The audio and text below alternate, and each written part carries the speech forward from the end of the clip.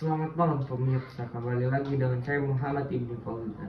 Di sini saya akan memberikan laporan pembelajaran ataupun learning journal di hari Rabu tanggal 18 September 2024 di mata kuliah Teknik Reportase dan Investigasi Berita. Pada pertemuan kali ini, Bapak Dr. Adi Kusuma SIKOM MSI menjelaskan apa itu news. News itu adalah suatu laporan cerita dari sebuah kejadian penting yang bisa menarik perhatian umum.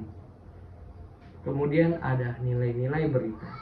Nilai-nilai berita itu ada magnitude, kemudian proximity, aktual, impact, terus human interest, conflict, terus surprising, sex, and information.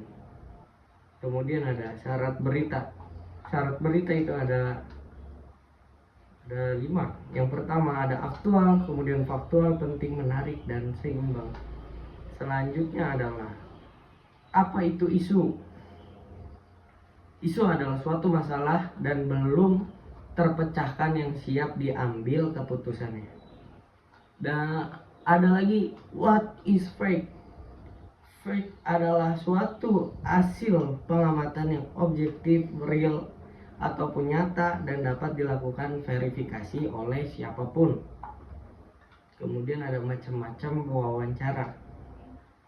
Ada wawancara tertutup, wawancara terbuka, wawancara konferensi, kemudian wawancara kelompok, wawancara individual, terus ada wawancara terpimpin, dan yang terakhir ada wawancara bebas.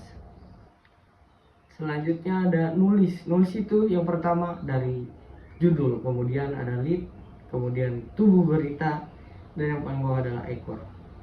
Apa itu reportase? Reportase dapat diartikan sebagai proses pengumpulan data yang digunakan untuk penulisan atau pembuatan karya jurnalistik. Objek pengumpulan data tersebut dapat berupa manusia, makhluk hidup, selain itu buku-buku, tempat bersejarah, dan sebagainya. Kemudian reportase sama dengan pelaporan, sama dengan pemberitaan.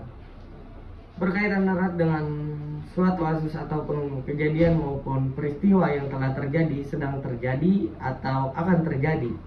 Media penyampaian bisa berupa media cetak seperti koran, majalah, buletin, dan lain-lain, ataupun media elektronik seperti televisi, radio, internet, dan lain-lain. Kemudian ada bagaimana reportase dilakukan. Reportase dilakukan itu dengan 3 cara. Yang pertama, praproduksi, kemudian produksi, dan pasca produksi. Kemudian ada produksi, proses liputan, yaitu menembus narsum. Apa itu narasumber? Narasumber adalah sebagai sumber berita. Narsum dapat berasal dari berbagai kalangan yang dapat membantu melengkapi liputan. Namun dapat diartikan pelaku stay orang terdekat yang dapat dimintai keterangan. Mungkin cukup sekian berita yang dapat saya sampaikan. Selamat siang, selamat malam, dan sampai jumpa.